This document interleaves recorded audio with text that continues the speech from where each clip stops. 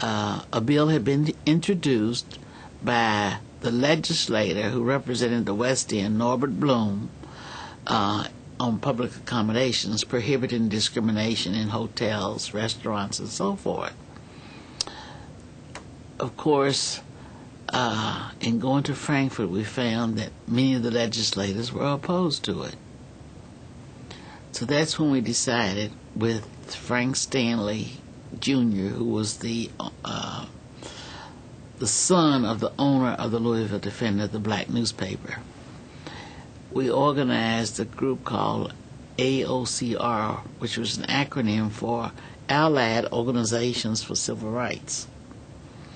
And that group was made up of representatives from different civil rights organizations like the NAACP, the Louisville Urban League, the black churches, some few white churches, ministers, and other civic leaders. And we decided to have a march on Frankfurt to urge the legislators to vote for this public accommodations bill. We invited Dr.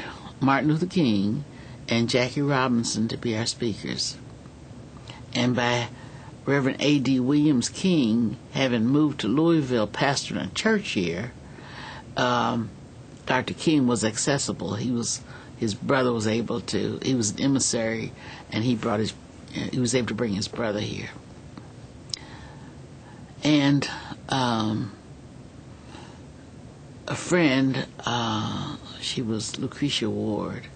She and I ran the office for AOCR, and we organized with the Stanleys and others the March on Frankfurt.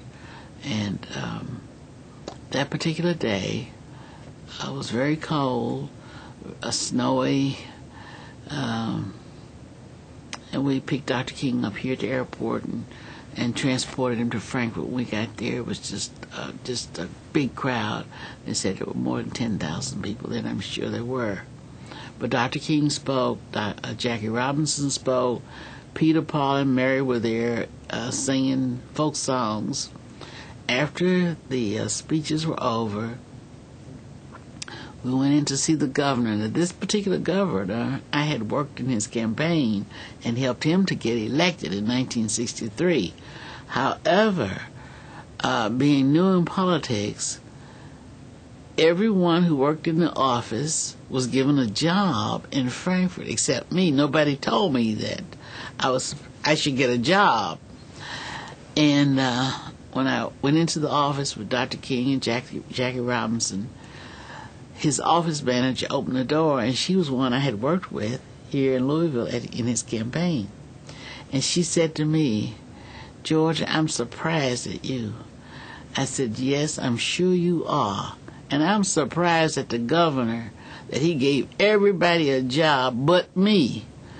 So I went on, and Dr. King and Jackie Robinson talked to the governor, and the governor was very polite. He didn't come out to meet the people, but he was very polite, and he smiled, and he was saying he was going to do what he could, and he was going to try to get the legislators to vote for it. However, the bill was defeated.